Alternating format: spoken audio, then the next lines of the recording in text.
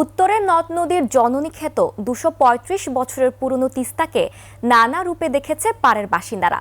এ অঞ্চলের মানুষের সভ্যতা, সংস্কৃতি আর জীবন জীবিকার সাথে সম্পর্কিত হওয়ায় নানা সুখ দুঃখের গল্প মিশে আছে তিস্তার সাথে। সরকারের নেয়া তিস্তা মহাপরিকল্পনা বাস্তবায়ন হলে বদলে যাবে এ অঞ্চলের জনজীবন। নীলফামারী প্রতিনিধির তথ্য চিত্রে ডেস্ক রিপোর্ট। নীলফামারীর ছোট রাউতা গ্রামের হাসিনা বেগম তিস্তায় ভিটেমাটি হারিয়ে এক যুগ ধরে বাস করছেন গ্রাম রক্ষা বাঁধের সরকারি জায়গায়। চাষাবাদের জমি নেই এক কানেও। তিস্তার করাল গ্রাসে সব হারানোর বেদনায় অকালে প্রাণ হারিয়েছেন স্বামী লুৎফর রহমান।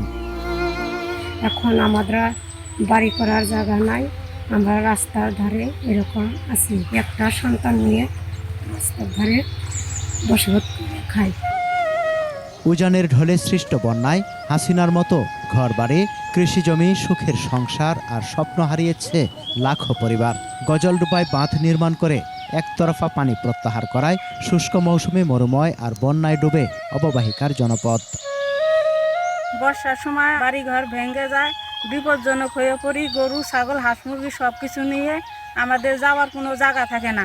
এখন তো বাড়ি করে থাকার জায়গাও নাই। পরবর্তীতে রাস্তায় সরকারি জমিনে এসে বাড়ি করছে। গত বর্ষায় প্রায় 12টা জেলা পানিতে তলিয়ে ধ্বংস করে দিয়েছে বাংলাদেশকে। তিস্তা মহাপরিকল্পনা বাস্তবায়ন নিয়ে দীর্ঘদিনের আলোচনা থাকলেও তা কাগজে কলমে। সেটি বাস্তবায়ন হলে নীলফামারী, লালমনিরহাট, রংপুর, গাইবান্ধা ও কুড়িগ্রামের প্রায় 2 কোটি মানুষের জীবন জীবিকায় ইতিবাচক প্রভাব পড়বে।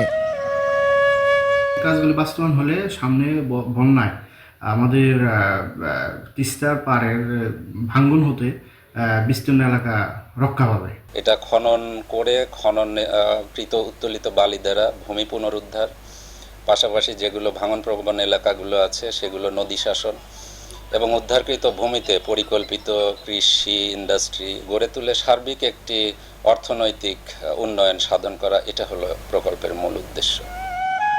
ফ্যাসিস্ট হাসিনা সরকারের 17 বছরে ভারতের সাথে নতজানু পররাষ্ট্রনীতির কারণে পানি সমস্যা আরও প্রকট হয়েছে বলে মনে করেন তিস্তাপাড়ের বাসিন্দারা। সমর ইসলাম, ডেস্ক রিপোর্ট, 21 টেলিভিশন।